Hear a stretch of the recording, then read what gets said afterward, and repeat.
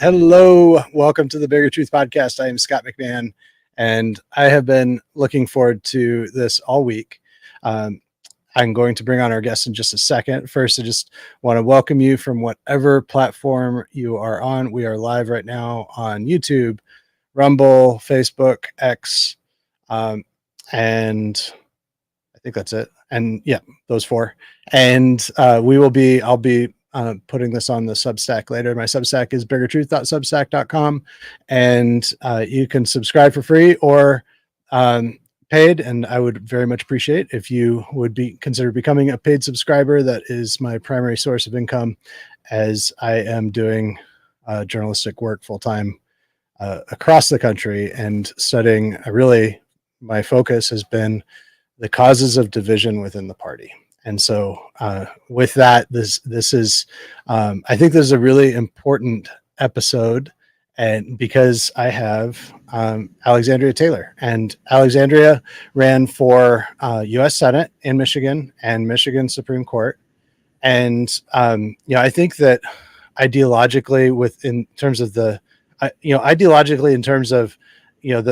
major platform issues and everything, I think we're probably pretty close to completely aligned on, I agree with you on most issues.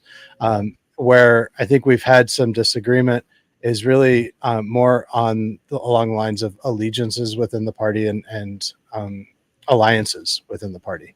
And so I have been critical of you in the past, but first I just want to say welcome and thank you for joining.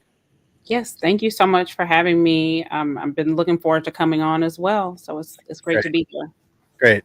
I want to open with the thing that's most important to me, which is we talked earlier this week, and we have a mutual friend that encouraged me to reach out to you, and I think encouraged you to be willing to talk to me. And so I had been, but leading up to just really, I didn't say much about you publicly until I think it was the day before the convention.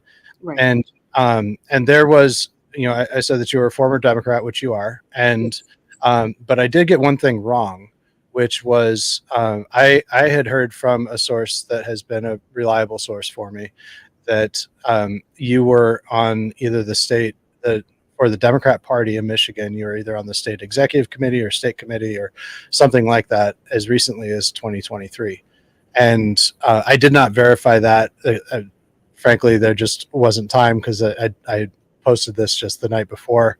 And I heard about it just an hour or two before that. So, and I actually heard it from two different sources. So I figured, okay, normally I want at least a couple sources to verify something. But so when we talked, you said that wasn't the case, that you were an alternate to the state convention in 2019, I think you said. Is that right?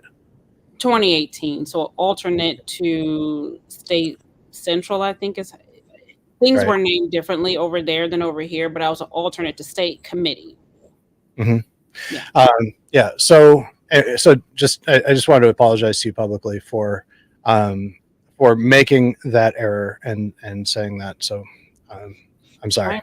I appreciate that. And I think that, doing it publicly says a lot, and it means a lot because right now we're in a time where obviously there's so much fighting. And so, people need to know that there's a path forward and there's healing. So I really appreciate that. I'm grateful for your grace and forgiveness. So thank you. Let's see. Don says, thank you for correcting it and being for brother in Christ. You're welcome. It's his doing, not mine. And Cindy says, your reliable source is not always correct, but no one's perfect. And that is absolutely true.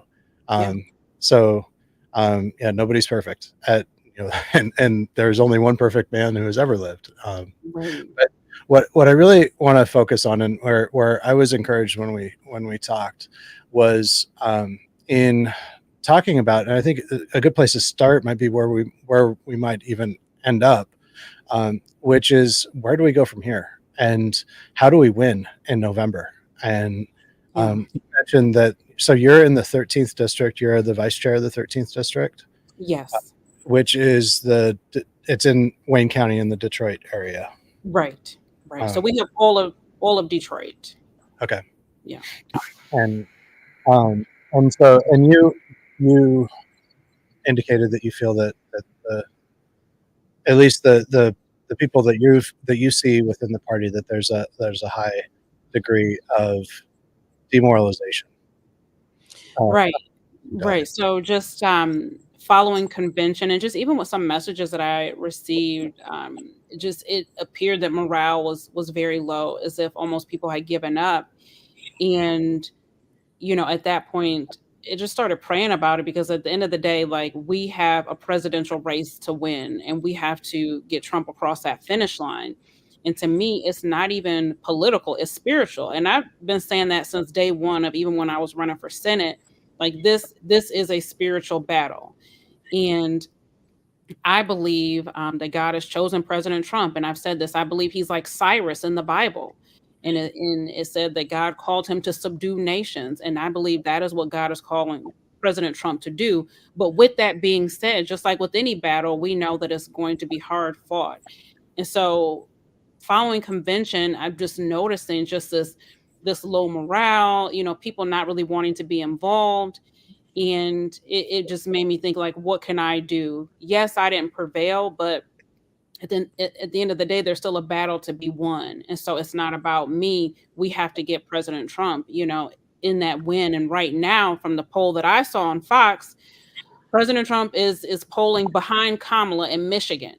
And so Michigan is a pathway to the White House. And there's so many prophecies that have been said about Michigan. So goes Detroit, so goes the nation. So we know how critical our state is, which is why the enemy wants to keep us divided. And so for me, it was easy, to pull up my big girl pants the day after convention to say, okay, Lord, like the assignment is not over. Like we have to get President Trump, in the White House. And what can I do in that capacity to be used?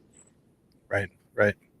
And we were talking briefly before the show, and I said that in politics, we really have to. I mean, you had two hard losses in a row. Yeah. You've been working your tail off, Yeah. as well as having a full time job as an attorney.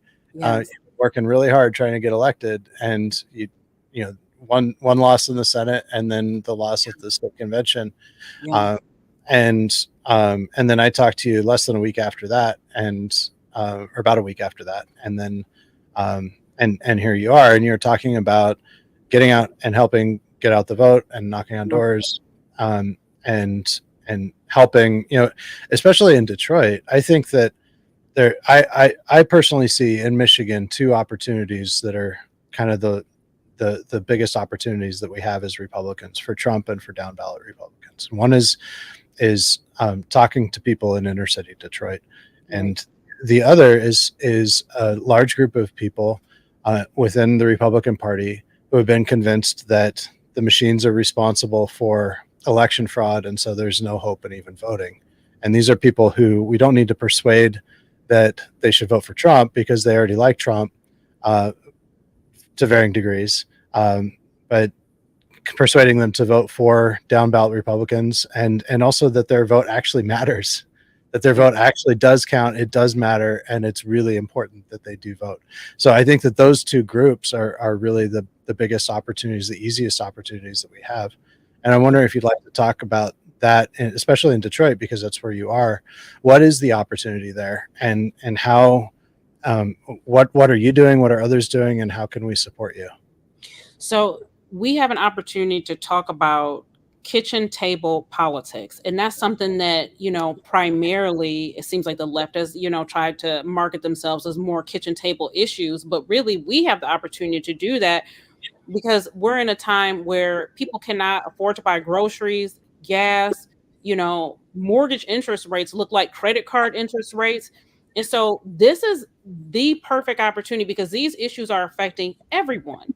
And my law firm is downtown Detroit. I'm from Detroit. I know specifically my client base is heavily impacted by what's going on. And so we have that doorway now where we can go in these communities that have typically voted blue, and we have the opportunity to share a message that's going to resonate with them. Do you like what you're paying for groceries? Are you happy when you fill up your car? And so we have the opportunity to do that. And I also think, and I know Cheryl, my chair Constantino, was talking about this, even when you think about Gen Z. You know, how do you feel about the fact that, your generation, some of them won't even be able to afford to buy a house? I purchased my first house at 26. Are 26-year-olds today in 2024, can they afford a house? Probably not. And I purchased that even though I was married off one income.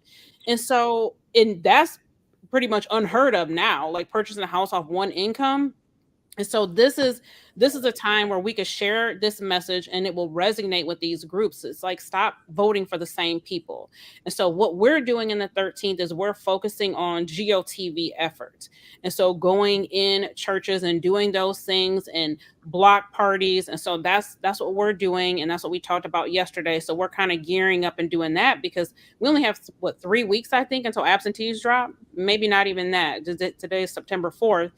And so that's where our efforts are, is going in those areas and door knocking and kind of pairing up. So one of the members in the 13, she was saying, can we pair up? And so it's more comfortable. But yeah, that's what our focus is on. And also to just like outer areas outside of Detroit. But I do think that we have a big opportunity in Detroit because we don't need a large swing. So if we gain 4 to 5% in Detroit, Trump is in.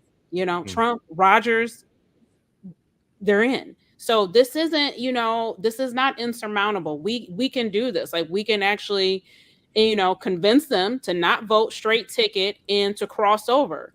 And the thing is like, you got to take small victories. Maybe they won't cross over on their whole ballot, but if they cross over for Trump and we can get them to cross over for Rogers, that's a huge win. Absolutely. Absolutely. So what do you think is the most persuasive issue in Detroit? Like, if you've got 10 minutes with somebody, what are you going to focus on? Gas and groceries. It's that simple. I know for a fact that's the most persuasive thing. Now, if you have more time to talk about, I would say a close third is like the transgender ideology. Like, you'll be hard pressed to find people in Detroit that actually agree with that, but gas and groceries, heavily, that's the number one issue. Mm-hmm. Absolutely. Yeah. And that's, I think, not just in Detroit, but throughout. Yeah. You can go in the reddest counties and the bluest counties in Right. Michigan. That would be an issue. I think that the border is also a really significant issue. As I've been talking to people, Right. Especially because Kamala Harris was the border czar, and they might argue that she wasn't, but Yeah. they're arguing against the facts, and the outcome of that is just so disastrous on so many levels, from personal safety to even to hurting the jobs market, taking jobs away from actual Americans, and problems in the schools, and there's just so many levels that are caused by the open border, and then fentanyl, and it's such a long list. No, you're right. And even when you think about just like areas in Detroit that are maybe heavy, like UAW, the plant workers, the Democrats are destroying that industry, and so even we can approach it from the standpoint of like, these, people are taking your jobs, but also it's like they're destroying this industry. Like, that's why I have clients that are being laid off. So a lot of my family law clients, the guys, they all work at the plant. And so people are being laid off and they're wondering what's going on, and they don't understand because not everybody is political. And so that's why, I think this is a perfect time for us to share the message, because I have several clients right now to this day who have been laid off within the last month who work at the plant, the big three. Wow. Yeah. And then the electric vehicles and the mandates on electric vehicles and all of that that exacerbates that even further, because that's taking jobs away from Michigan in particular. Right. So Kim says we can move the needle 5%, and I really hope so. We have so little time, so we really need to. And really, the message, I think, is we need to get out there and do it. Right? Right. We've got to knock on doors. We've got to get involved and not just sit back and be news consumers and complainers on social media, and trying to persuade people on social media, because that's a very low fruit way to try to persuade somebody. But if you actually are talking to someone and face to face, and in the door of their house, and asking them what's most important to them, and building on actual dialogue and conversation. It's just completely different. Um, and if you can't do that, if you're disabled or you can't leave the home for whatever reason, you can make phone calls. You can make text messages. That's way more productive than social media. Um, Yeah, this is really an all hands on deck effort. And Dawn is right. Martell, we were talking about his campaign yesterday because that one it is winnable. Dawn is right. Like that one, I feel like sometimes we get discounted in the 13th. And I know Kim is in the 13th with me. It's like people think, oh, we can't win these races. No, we can win these races. We can win these races. Because Shri is not the strongest candidate, but it's like we need the support. And so Martell, he needs the support. I know he has a team assembled with door knocking and doing events, but that is a winnable race. so that's for the state house, right? No, that's for the 13th. Or that's the 13th for the U.S. Oh, cool. Yeah. Well, that would send shockwaves. I imagine. Shockwaves. That would be amazing. That would be amazing. Yeah. And Cindy says Martell is a good guy. So that would be truly remarkable if that could happen. And it would really strengthen to any flip that we can get really strengthens the situation in the House. And a lot of people they like to complain about Mike Johnson and or whoever's the speaker. It was McCarthy before that, but we have no leverage to get someone who might be closer to a populist bend if we have a very slim majority. So if you want to have more influence on who is the Speaker of the House, we've got to have a stronger majority in the House. Right. And is it now one? Are we up by one? Yeah, it's like one or two. And people are talking about trying to get rid of replacing Mike Johnson before the election. That is just unbelievably self-destructive. It would be absolutely terrible because Hakeem Jeffries would end up being the speaker and he'd do everything he can to prevent Trump from becoming the president, even if we elect him. And I haven't even heard that yet. That's unfortunate, but we need to focus on winning. That's what this focus is. And here in Michigan, I believe we have some good seats up. So the 8th, which we have Paul Young in. So Nick Sonberg, who's a lawyer, I don't know him personally, but we're in similar circles, who's running. And Tom, who's running. So I mean, we have some seats here, with Martell. Like we have a strong chance. And if Michigan, even if we take half the seats, here, that's a huge win. That's huge. It would be, and yeah, I think I have a feeling we're going to be able to surprise some people with what we can do in Michigan in the down ballot races. So I certainly hope so. So Don says, Brandon Bryce, please check out this reporter and this candidate. I know you do not live here anymore, but let them know if you are on the radio out there. Meet Alexandria Taylor. So so thank you. Our Facebook friends. Cool. Well, welcome. I'm glad you're here. So anyone that has any other questions for Alexandria, you're welcome to bring them on live. So what I'd like to talk about. So you were a Democrat, and you ran for the state house in 2018, and there's pictures of you with Gretchen Whitmer, and you ran as a Democrat, and then you ran for a judge, a nonpartisan judge position. You had one of your main endorsements was from the teachers union, which is a pretty far left union. But from when we talked, you said that you had already begun to leave the Democrat Party at that point. And so I'd like for you to be able to tell your story about how that came to be, and how you left the party and why, and why you have a resolve for to help the Republican Party. Absolutely. So in 2018, like you said, I ran for the state house. And before that, my only really political involvement is I was appointed chair of the Charter Commission by our previous mayor. And what was that? I was in law school. I think it was in 2010.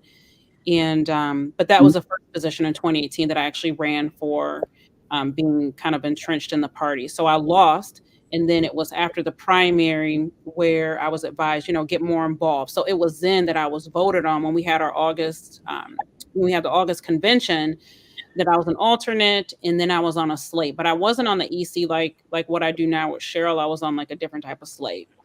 And I went to, let me see, in 2019, I went to the February convention, and it was after that that I just could no longer do it. And the biggest thing for me was the spiritual aspect of the party. I had a reckoning, and it was like my walk and my talk were not in alignment, but I also had to repent because I elevated race above righteousness. So I have no qualms with admitting that, I was big on that, voting for people because they were black. And and I kind of elevated that above everything. And I had bought into the rhetoric, to some extent. Now I will say this: I had crossed over before voting, and I don't know if this is good or bad, but I voted for Snyder the first time when he ran for governor. I did vote for him because it kind of resonated with me that he was a businessman, and I felt like he would be effective. So I had crossed over to some extent, but largely had mostly voted Dem. And so in 2019, that was kind of like my last involvement when I went to the February convention, and I was done at that point. But I was a closet conservative. I was nervous about whether I would be received because the reality is, on a surface level, the Democrat Party is more diverse. Like there's, more Black people over there, and so I was not sure how I would be received over here. So I was not involved on any level with any type of Republican politics. So when I ran in 2020, um, I did have the endorsement of the teachers union, but I was not like heavily entrenched in the union like that, knowing that they were super far left. It was more of the teachers love me. I have 3 children, school-age children who had all came through Romulus schools. My older 2 are in Detroit schools now, but the elementary they had came through and had always supported the teachers. Whenever there were issues, I would go to the board meetings. Like I was always very, very vocal. And sometimes there were legal issues. I supported the teachers. And so that was more so the teacher saying, okay, go through this to get an endorsement. I did not necessarily think of the implications of that as being far left leaning. It was more so their support for me. Other than that, I had judicial endorsements. Some were Democrats, some were Republicans. And I was able to take advantage to some extent of the fact that, most people didn't know that I had switched over. So my family and my friends knew, but it wasn't something, it's not like I made a Facebook status like, hey guys, I'm no longer Democrat. But I did have the support of our mayor at the time, our former mayor, who I guess was known to be Republican. So during that race, the Democrats attacked me. They sent out 2 hit pieces on me. One was a picture of me in my bathing suit, which I'm gonna say this: it was posted on Facebook, so it was tasteful because I'm a professional and I'm a mother, so it wasn't anything inappropriate. But they sent out a hit piece, essentially trying to portray me as young and loose. Like, is this who you want as your judge? And then they sent out, all sorts of stuff saying my kids got free lunch. Well, it's like the entire district gets free lunch. So if I could pay for it, I would, but it's like the district gets it. They sent out a hit piece about property taxes. And so I was heavily attacked. And in particular was driven by like a prominent Democrat in Romulus who was heavily tied to the Detroit Dems. And so she kind of led this brigade. I mean, she accused me of breaking in her house. During the primary, she called the police on my campaign workers. Like when I say I was attacked, like it got really, really ugly. And so I made it past the primary. We had unseated the incumbent judge, and then I lost in the general, which I attribute, that to, it was close, but to a lot of the attacks that I was under. After going through everything that I went through in 2020, I'm just like, I'm not going to be quiet anymore. Like I'm just, if somebody doesn't like the fact that I'm Republican, it is what it is. And so that it was at that point that I started to become vocal, and just more vocal even about issues, in particular issues with the Black community. It's like we collectively cannot continue to vote for people just because they're Black, when they're running on an anti-God platform. And so that was kind of the driving force for me. And so yeah, so then in 22, I was introduced to Christina. through my spiritual mother, who was my chief of staff, Apostle Kelly. And there was like a pastor's event. Everybody was pastors except me. And that was where I met her. And it was refreshing to hear somebody so bold in their faith and involved in politics. Like I had never seen that.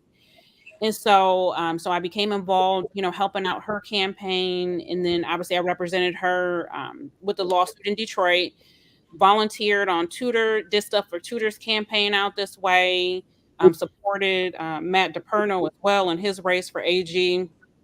And then I was all in. You know, I look at it as ministry. Like I don't necessarily look at this as politics, and that's probably where I differ from a lot of people. It's just it's ministry. It's just like we have the Great Commission, and it's like I want people to open up their eyes because it wasn't no Republican ever approached me like, "Hey, do you want to come to the party?" It was a spiritual shift within me that changed my political ideology. So that's why when I started my Senate race, I was heavily focused on churches, speaking in churches, because it's like I know that God can do what he did with me with anybody.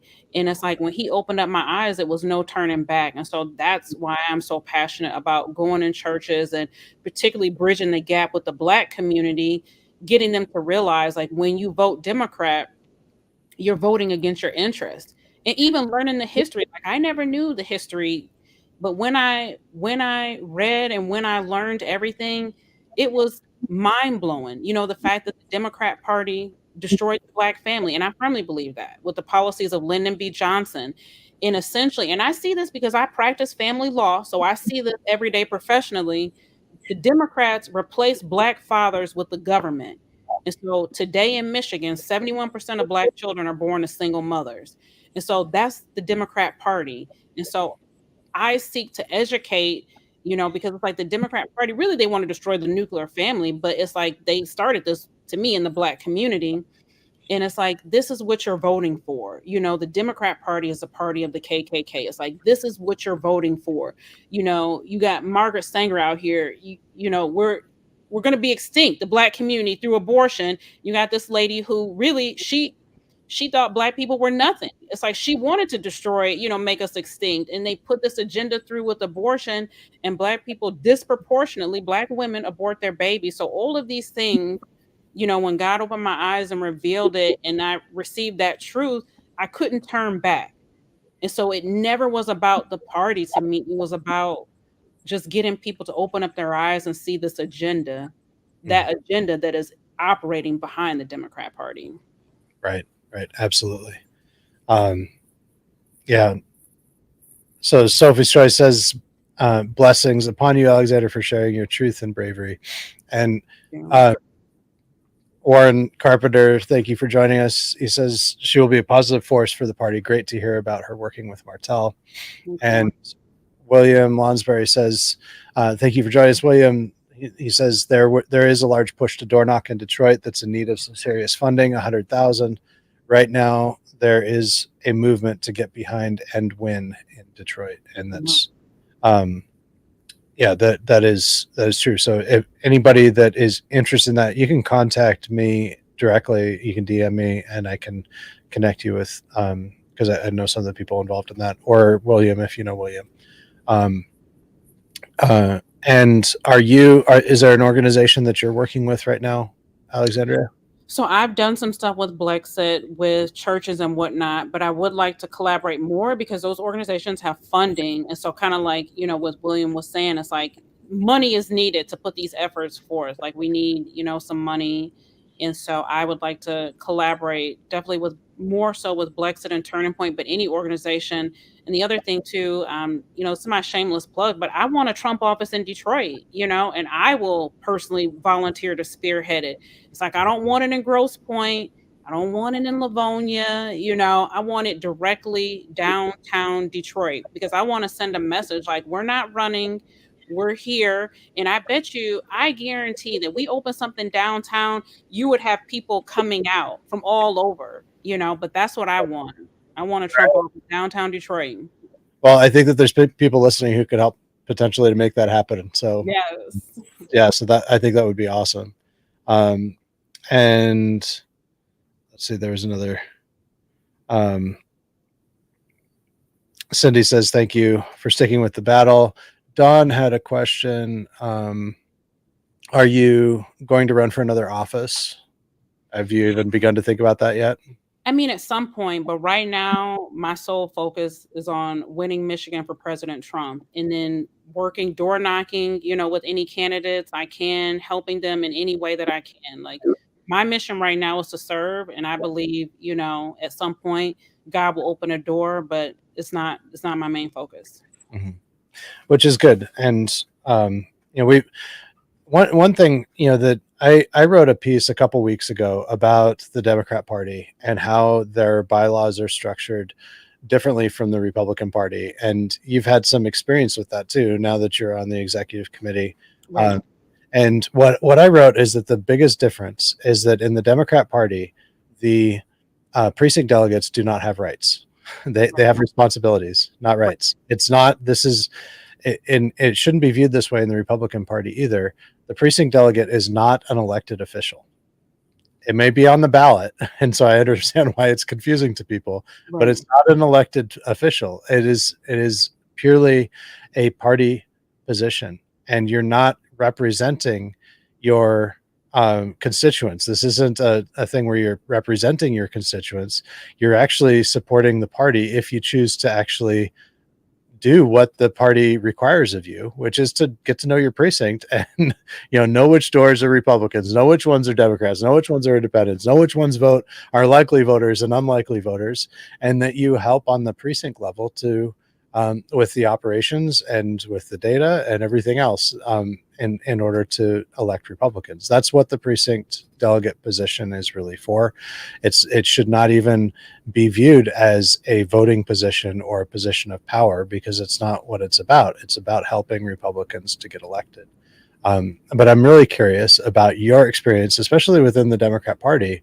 And so many people say, why I wish the Republican Party could be unified the way the Democrat Party is. And I'm wondering if you could speak to that and what your experience was there, if what I wrote about was actually accurate, and yeah, take it from there. Yeah, so the precinct delegate, it is very different. So I was a precinct delegate on the other side back, I don't know, maybe 2017, I think, or maybe it was 16, I can't remember, but it was very different. There was less of an emphasis on precinct delegates versus over here. But I will say this, the precinct delegates that I met on the campaign trail are some of literally the most hardworking, loyal supporters I have ever met in my life. So it was very different, but I don't necessarily think it's bad. I mean, it just was different how that focus is. But yeah, you and I had kind of talked about this the other day.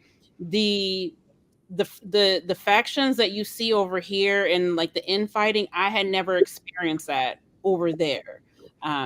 It I just didn't see it. Not to say there wasn't any fighting. Like obviously, you always have conflict, but the infighting and the degree of what I've seen since coming over here, and particularly in the last year, you did not see anything like that at all. It definitely was very lock and step. And so I attribute a lot of the losing, even when you think about President Trump polling, under Kamala in Michigan, I attribute it to the infighting, to be honest. And it's like we have to learn how to get on, one accord. We all have to be in the boat rowing in the same directions, and we have to be proactive. Like the biggest difference that I see is on the other side, they're not just thinking about this cycle, they're thinking about 2, 3 cycles ahead, and they have candidates ready. So on the other side, like I had training before I ever ran, I went through a training.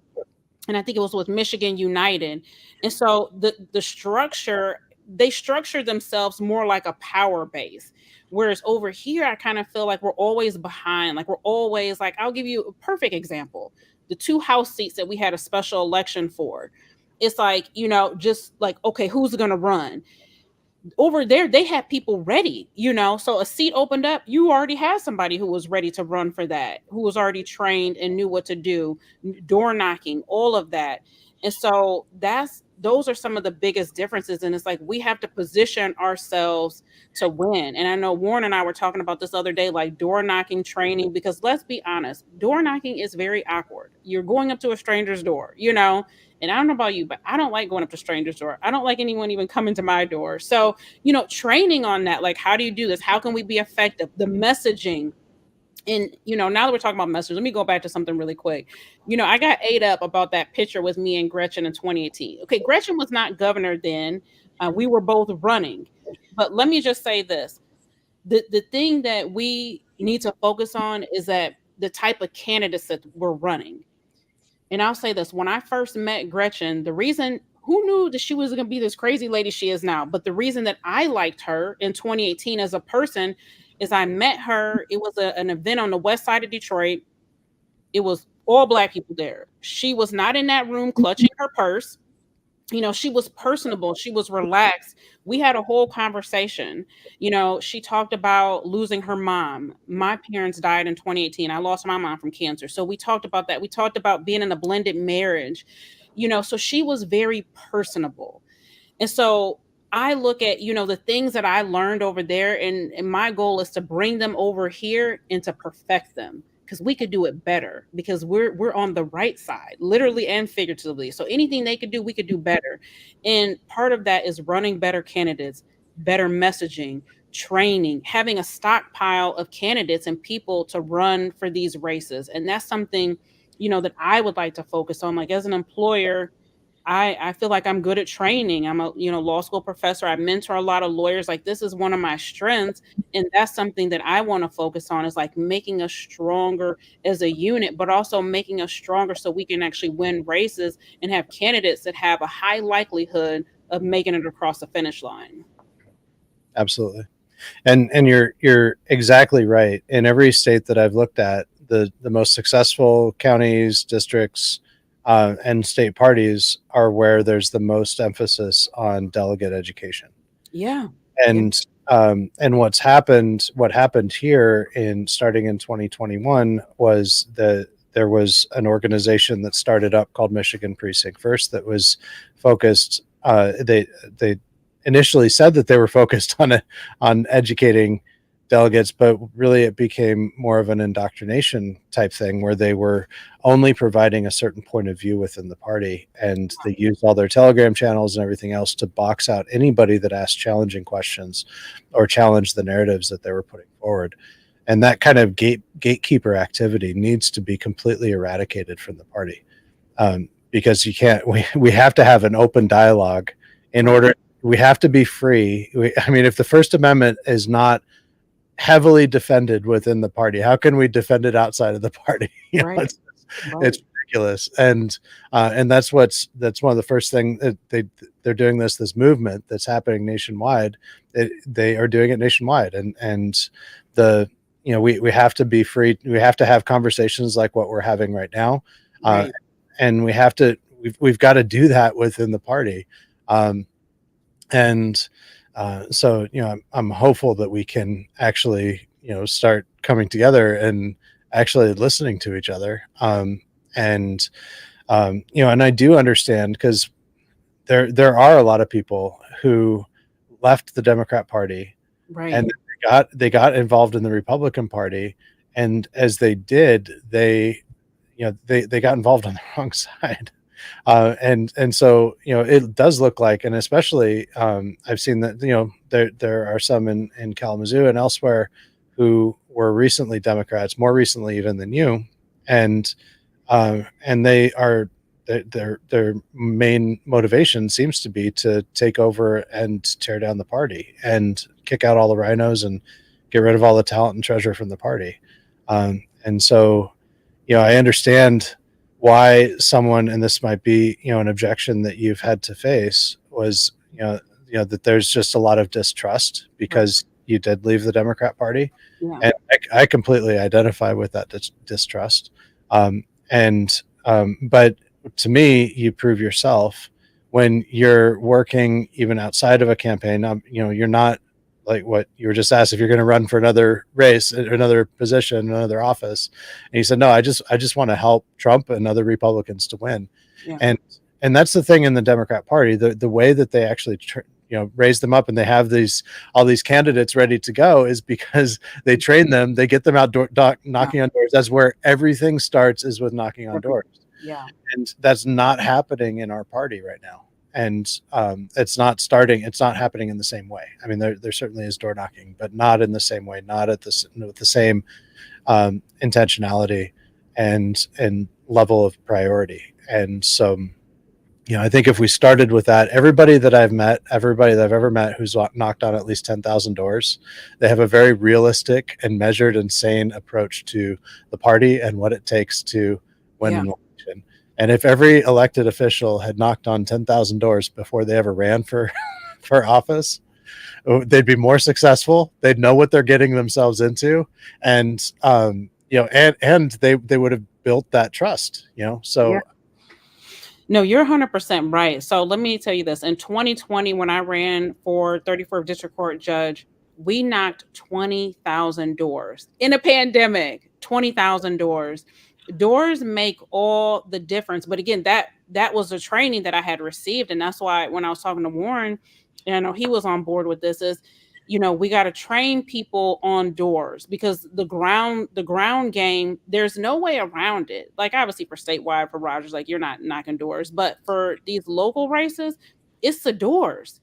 And it's like, everybody, we hate it, but it's like there's no way around it. So we have to get people trained on doing that. But even when you think about, like, with President Trump, the doors, I think, will be very effective for the presidential race in Detroit, like going in these neighborhoods. Because somebody at our 13th meeting yesterday, and Kim may know who it is, I can't remember, she was like, she had went in a neighborhood, she's on Trump 47, and she had went in a neighborhood, they gave her a list to knock, and somebody's like, a Republican's never come to my door. So some people, just for that, it's like, you got their ear, they're like, you're here, and so I think that for the presidential, we can get that 5% in Detroit strictly by door knocking.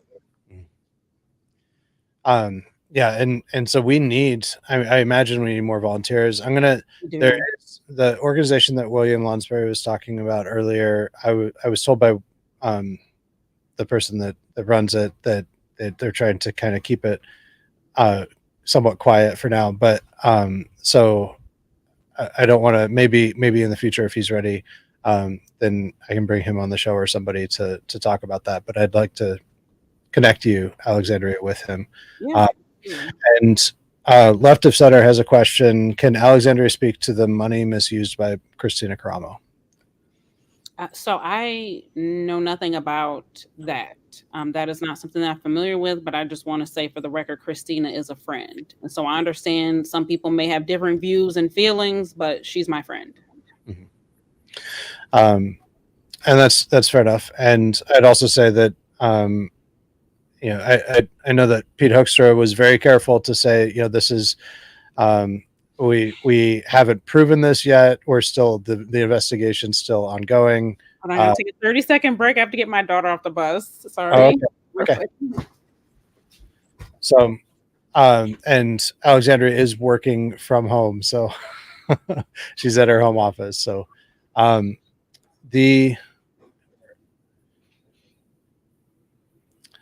do think that, I'll bring her back on in a minute. So this conversation that we're having, and I do think, and I've said this before, but I do think that this is something that we can have. And I have been criticized for saying, that this is that the other side is a cult, and it is a cult following. And I know people take that personally.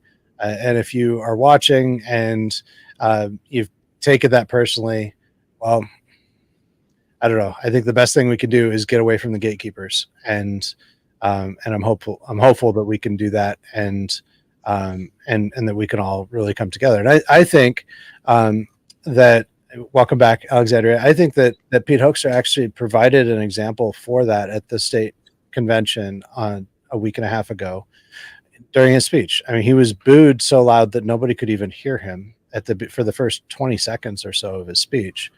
And then he just soldiered on, and he said, essentially, I know some of you don't like me, and it's not my job to I'm not on the ballot, so it's okay if you don't like me. but I want to help Trump get elected, and I hope that you'll join me. And if you're not, that's okay too. But we're going to win. And if you join me, you can help me, and we can all come together and we can work together. And it's not about Pete Hoekstra. And the gatekeepers want it to be all about Pete Hoekstra. It's not about Pete Hoekstra at all. Pete Hoekstra's job is to raise money for the party, and to try to bring people together. That's all his job is. The work of the party is really done by the various committees and the other employees of the party. They're the ones that are doing the work of the party, and the districts and the counties and those executive committees. So this is something that, and by the end of it, Peter Hoekstra got a standing ovation. He was never booed again, and I think people realize, okay, like it's more than just rude to boot. Like, this is just wrong. I mean, we do need to come together, and I think that there really was a sense of that, even though we had to wait 4 hours for our ballots to be counted. Right. There still was a sense of, okay, we're in this together, and there was really, I think it ended up going pretty well the rest of the meeting. Left of Center says, "Bring back the beard." I don't know. It was just so itchy. um, and let's see. I haven't read this yet, but I'll go and bring it on. It's kind of long. Don says, "So disrespectful and does not help us at all with branding and messaging when the press is there and we're supposed to be Republicans. They can boo privately and do things in a different way that needs to be talked about and trained in our code of conduct. I find that every level, it's clear that the way that they're targeting Pete and our party is just because they're about being anti-Republican. We have to support the platform we stand on. Otherwise, we don't have a platform to stand on. It should be common sense. And and good for Pete. Good for Pete Hoekstra for standing strong. I think a weaker person would have said, "Okay, you don't want me, fine, I'll leave." He just soldiered on, and he did what was right. And I know he was nervous about going up on. He had to have been. He knew that there was a lot of chatter and people were talking about trying to remove him at the convention, which would have been absolutely disastrous and would have ended Trump's chances in November, in my opinion. But I think that the outcome was really good. So, The first time I think it was the first time I met Pete was at the leadership breakfast in Traverse City. But one thing when he spoke there that stuck out was him talking about expanding our base. And that's something that I have talked about heavily, even when I was in the Senate race, of just like bridging these disconnects between communities that have conservative values, but yet they vote Democrat. And so I believe, that is a powerful area where with the right messaging, we can get, them to vote Republican this year. yeah, absolutely.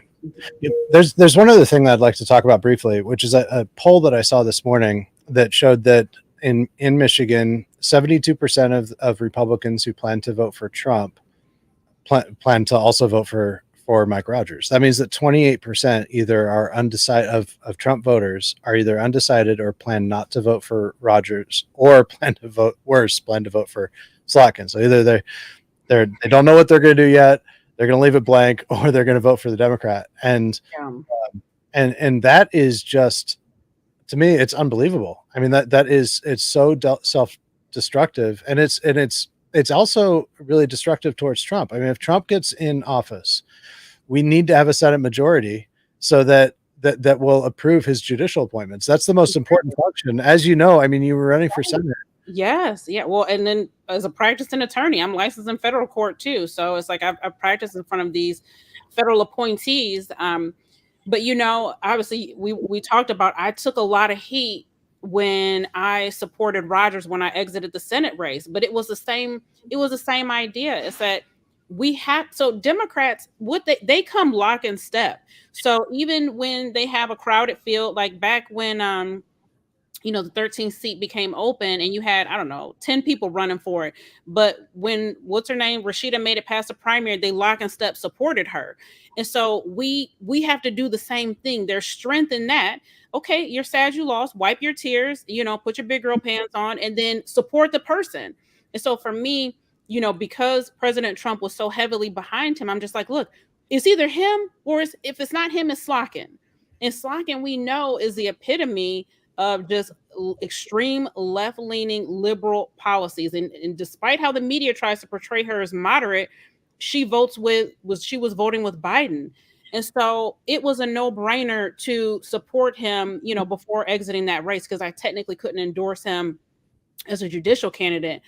But like I said, I took a lot of heat initially for that, for doing that. And so it saddens me. I have not seen this poll that you're talking about, but I'm not surprised. But it saddens me because, again, would you rather have Slock? And like, she's a lady. She voted against the bill to protect women and girls sports.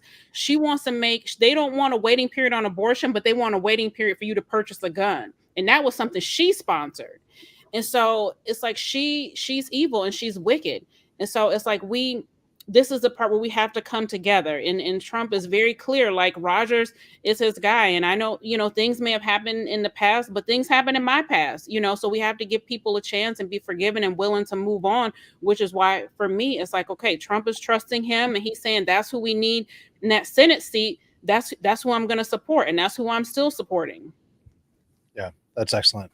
And I think that this is Reagan said, if somebody agrees with me 80% of the time, they're my 100% ally. They're not my 20% enemy. And that's really the way that's the way that we need to view each other. And so I think that would the bottom line, especially with the U.S. Senate, is do we want some to vote for someone who's going to approve of and help pass Trump's endorsements or his appointments for the judiciary, which is, I think, the most important thing on the ballot. I mean, we absolutely need a fair judiciary. The biggest problem, in my view, in the country is the two-tier justice system, and the only chance that we can absolve that is by getting more Republican judges confirmed. So I'm hopeful that we can do that. I think it's just so important. If you have to cross out in your mind, you don't have to fall in love with Mike Rogers. That's not what it's about. If in your mind you just cross out on the ballot, instead of seeing Mike Rogers, you see Republican Senate majority. Vote for that. And it's the same thing in an opposite way. I have friends in Arizona who plan to leave the Kari Lake spot blank because they just can't stand Kari Lake. And I completely understand that. I don't like her either, but if I lived there, I'd vote for her, even though I don't like her, because she, that's a vote for a Senate majority, Republican Senate majority. So that's where we are. And leftist center said, even Adam D'Angeli said not to vote for Mike Rogers. That was in the primary. So, I've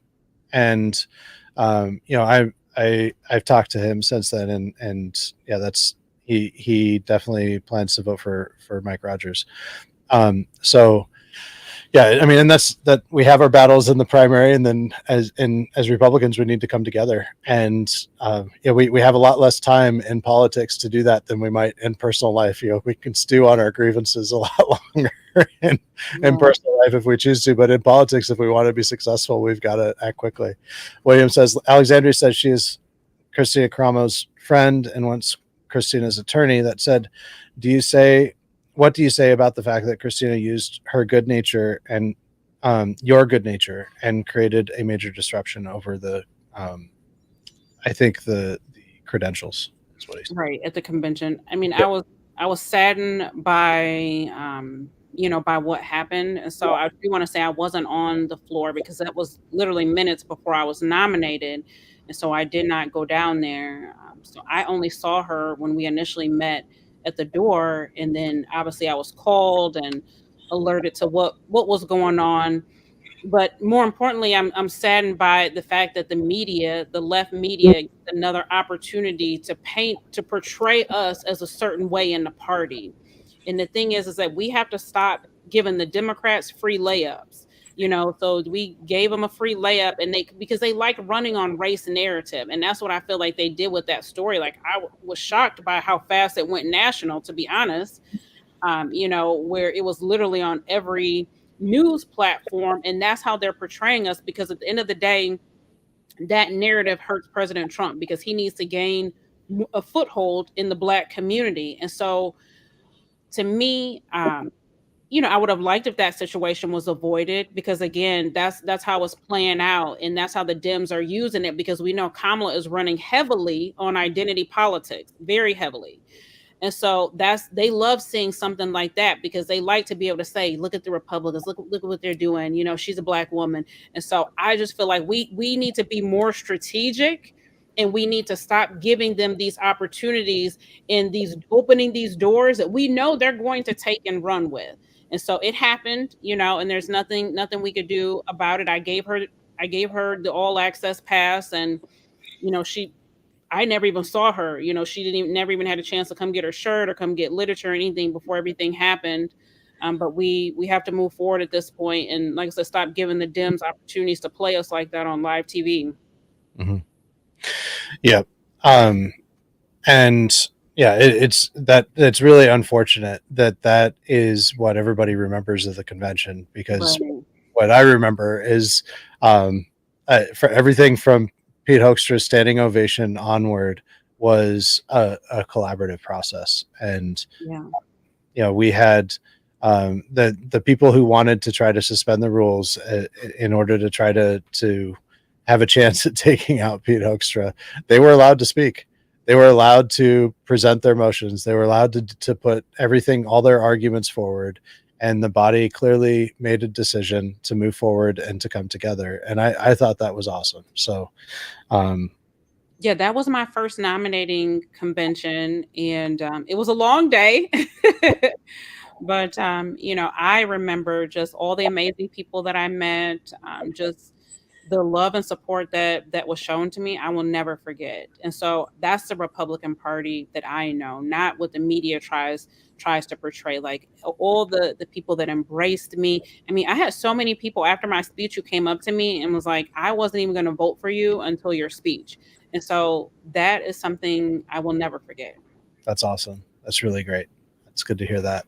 Um, and yeah, I mean, it's just the all we could do is continue to move forward and learn from our mistakes. And um, William says Christina made it the story, and I would tend to agree with him. And I don't want to get on a Christina bashing session. I know that you're friends with her, but I do believe that I definitely agree with William's assessment there. I think that she was doing what she was told to do, um, whether it was by Mike Labadie or someone else. But that we can leave that for another time. And also on that subject, actually, while just briefly, we did talk about this before. I asked you if you'd had any experience with Mike Labadie, and you said no. Yeah. Right. And so, which to me, from what I've been told by many who have had experience with him, is that he profiles people. And one of the first things that he looks at, that is, he's not going to approach someone unless he's already predetermined through his study of someone that he can control them. And so it's my guess that he came to the conclusion that he could not control you. And so that's why you never met him. I don't even know if I've ever been in the same room with him. I don't know what he looks like, but yeah, we've never met. Right. Well, I know your time is super valuable, and I really appreciate you taking the time to talk with us. And do you have any parting words that you'd like to share? I do. Scott, I really appreciate you having me on here. This exemplifies the healing and the moving forward that we need. And so it's my prayer that everybody watching live, or who will watch at a later time, that you see this and you realize that we can be on one accord, and we can be on the same path, because we want President Trump to win. We don't want this globalist wicked agenda to take over our state and to take over our country. And so again, I'm so thankful that you had me on here today, and I'm thankful that we are moving forward. And I'm just praying for November, and praying that God's will be done in Michigan and in the United States. Absolutely. Absolutely. I'll say amen to that. So thank you again. And thank you all for joining us live. And how can people do you want to share your social media or website, or how can people get a hold of you if they Yeah, have? so my social media, you can always reach out to me on Facebook, through Alexandria Taylor. My campaign page is gonna stay open. I'll just change it over. The website, you can always message me through there. My phone number, my campaign phone, which I'm more than willing to, if anybody wants to text or reach out, which is 313-378-2767. But anybody who's willing to come on board in the 13th and help our efforts, and we do need a lot of help. The 13th, we're small but mighty, but if anybody is willing to come to Detroit and volunteer to knock some doors or do some GOTV or to come to some churches with us, we definitely need the support. Great. And Warren says there will be a call tonight with the state committee and county chairs. I'll carry this message forward. Thank you, Warren. Thank you, everybody, for joining us. Alexander, if you could stay on for just a moment. Yeah. All right, we'll say goodbye. Thank you.